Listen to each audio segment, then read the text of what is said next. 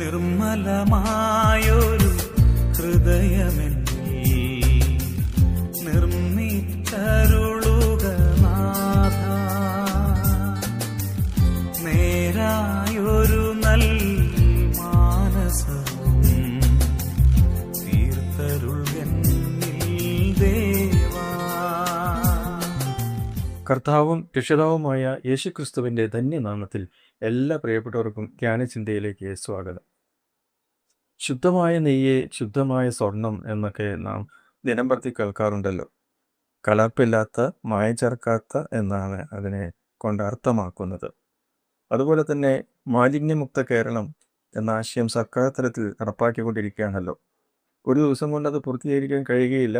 ഒരു നിരന്തരമായ സംവിധാനത്തിലാണ് അത് നടപ്പിലാക്കുവാൻ കഴിയുകയുള്ളൂ. സ്വച്ഛ ഭാരത് എന്നാണ് കേന്ദ്ര ഗവൺമെൻറ് അതിന് പേര് നൽകിയിട്ടുള്ളത്. മാലിന്യങ്ങൾ പരിസരങ്ങളിൽ വലിച്ചെറിയാതെ സൂക്ഷിക്കുക, സ്വയംഭരണ സ്ഥാപനങ്ങളിലെ ഹരിതകർമ്മസേനകൾ അവ ഉറവിടങ്ങളിൽ നിന്നും ശേഖരിച്ച് ആ മാലിന്യത്തെ തരംതിരിച്ച് പല ഉപകാരപ്രദങ്ങളായ വസ്തുക്കൾ അവയിൽ നിന്നും ഉൽപ്പാദിപ്പിക്കുന്ന പദ്ധതി നടപ്പിലാക്കുക. അങ്ങനെ പരിസരങ്ങൾ വേഗത്തിൽ ക്ലീനാക്കുന്ന പദ്ധതിയാണല്ലോ അത്. എന്നിരുന്നാലും പലപ്പോഴും പരിസരങ്ങൾ മാലിന്യങ്ങളാൽ നിറയുകയും മാറ്റം വമിക്കുകയും ചെയ്യുന്ന അവസ്ഥകളും ഉണ്ടാകാറുണ്ട്. പാപത്തെ മാലിന്യത്തോട് ഉപമിച്ചാൽ അത് നാറ്റമുണ്ടാക്കുന്നൊരവസ്ഥയാണ് എന്ന് കാണാൻ കഴിയും. ഇസ്രായേൽ ജനത്തിൻ്റെ പാപത്തെക്കുറിച്ച് പ്രവാചകനിലൂടെ ദൈവം വെളിപ്പെടുത്തുന്നത് ഇപ്രകാരമാണ്: അയ്യോ പാപമുള്ള ജാതി, അകൃത്യഭാരം ചുമക്കുന്ന ജനം, ദുഷ്പ്രവൃത്തിക്കാരുടെ സന്തതി, വഷളായി നടക്കുന്ന മക്കൾ. അവർ കർത്താവിനെ ഉപേക്ഷിച്ചു, ഇസ്രായേലിൻ്റെ പരിശുദ്ധനെ നിരസിച്ചു, പുറകോട്ട് മാറിക്കളഞ്ഞിരിക്കുന്നു. തല മുഴുവനും ദീനവും ഹൃദയം മുഴുവനും രോഗവും പിടിച്ചിരിക്കുന്നു. അടിതൊട്ട് മുടിവരെ ഒരു സുഖവുമില്ല. മുറിവും ചതവും പഴുത്ത വ്രണവും മാത്രമേ ഉള്ളൂ. അവയെ ഞെക്കി കഴുകിയിട്ടില്ല, വെച്ച് കെട്ടിയിട്ടില്ല, എണ്ണപ്പെട്ടി ശമിപ്പിച്ചിട്ടുമില്ല. യെശയ്യാപ്രവചനം 1-ാം അധ്യായം 4, 5, 6 വാക്യങ്ങൾ. മനുഷ്യൻ്റെ ഹൃദയത്തിലാണ് അശുദ്ധി നിറഞ്ഞിരിക്കുന്നത്. ക്രിസ്തു ഇപ്രകാരം വിളിച്ചു പറഞ്ഞു: വായിൽ നിന്ന് പുറപ്പെടുന്നതോ ഹൃദയത്തിൽ നിന്നും വരുന്നു, അത് മനുഷ്യനെ അശുദ്ധനാക്കുന്നു. എങ്ങനെയെന്നാൽ ദുശ്ചിന്ത, കൊലപാതകം, വ്യഭിചാരം, പരസംഗം, മോഷണം, കള്ളസാക്ഷ്യം, ദൂഷണം എന്നിവ ഹൃദയത്തിൽ നിന്നും പുറപ്പെട്ടു വരുന്നു. മനുഷ്യനെ അശുദ്ധമാക്കുന്നത് ഇതത്രേ. മത്തായി എഴുതിയ സുവിശേഷം 15-ാം അധ്യായം 18-19 വാക്യങ്ങൾ. പാപത്തെ അശുദ്ധിയോടാണ് ബൈബിൾ ഉപമിച്ചിരിക്കുന്നത്. മനുഷ്യനെ ദൈവത്തിൽ നിന്നും അകറ്റി നിർത്തുന്നത് ഈ അശുദ്ധിയാണ്. ദാവീദ് എന്ന എബ്രായ കവി ഇപ്രകാരമാണ് പാടിയിരിക്കുന്നത്: ദൈവത്തിൻ്റെ വിശുദ്ധ സ്ഥലത്ത് ആർ നിൽക്കും, ദൈവത്തിൻ്റെ വിശുദ്ധ പർവ്വതത്തിൽ ആർ കയറും.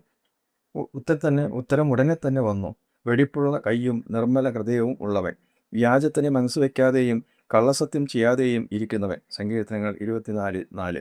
നിർമ്മലമായ ഹൃദയം എന്നെ സൃഷ്ടിക്കണമേ എന്ന് അദ്ദേഹം ദൈവത്തോട് ആവശ്യപ്പെടുന്നു. യേശുക്രിസ്തുവിൻ്റെ ഗിരിപ്രഭാഷണം പ്രസിദ്ധമാണല്ലോ. ആ പ്രസംഗത്തിൽ യേശു പറയുന്നത് ഹൃദയശുദ്ധിയുള്ളവർ ഭാഗ്യവാന്മാർ, അവർ ദൈവത്തെ കാണും എന്നാണ്. മത്തായി സുവിശേഷം 5-ാം അധ്യായം 8-ാമത്തെ വാക്യം. ഹൃദയത്തെ എങ്ങനെ ശുദ്ധീകരിക്കാൻ കഴിയും? ആർക്ക് അതിന് കഴിയും? ഈ ലോകത്തിലെ ആർക്കും ഒരു വിഷകുരനും അതിന് സാധിക്കുകയില്ല. എന്നാൽ കാൽവറിയിലെ ക്രൂശിൽ യേശു ചിന്തിയ രക്തം സകല പാപങ്ങളെയും പോക്കി ശുദ്ധീകരിക്കുന്നു എന്ന് ബൈബിൾ വ്യക്തമാക്കുന്നു. ആ ഇഷ്ടത്തിൽ യേശു ഒരിക്കലായി കഴിച്ച ശരീരയാഗത്താൽ നാം വിശുദ്ധീകരിക്കപ്പെട്ടിരിക്കുന്നു. എബ്രായർ 10:10. യേശുവിനെക്കുറിച്ച് ബൈബിൾ ഇപ്രകാരം പറയുന്നു: പവിത്രൻ, നിർദോഷൻ, നിർമ്മലൻ, പാപികളോട് വേർപെട്ടവൻ. എബ്രായ ലേഖനം 7:26. പാപത്താൽ മലിനപ്പെട്ട മനുഷ്യവർഗത്തെ നിർമ്മലരാക്കി മാറ്റുവാൻ തൻ്റെ തിരുരക്തം നമുക്ക് വേണ്ടി ചെരിയുവാൻ ഇടവന്നു. നാം നമ്മുടെ പാപങ്ങളെ ഏറ്റുപറയുന്നുവെങ്കിൽ അവിടുന്ന് നമ്മോട് പാപങ്ങളെ ക്ഷമിച്ച് സകല അനീതിയും പോക്കി ശുദ്ധീകരിപ്പാൻ തക്കവണ്ണം വിശ്വസ്തനും നീതിമാനും ആകുന്നു. 1 യോഹന്നാൻ 1:9.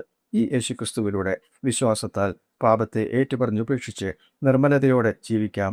ദൈവം അതിനായി ഓരോരുത്തരെയും സഹായിക്കുമാറാകട്ടെ. God bless you. ശുദ്ധിക്കായി നീ യേശു സമീപേ പോയോ, കുളിച്ചോ കുഞ്ഞാട്ടിൻ രക്തത്തിൽ, പൂർണ്ണാശ്രയം ഈ നിമിഷം തൻ കൃപ തന്നിൽ വച്ചോ, ശുദ്ധിയായോ നീ.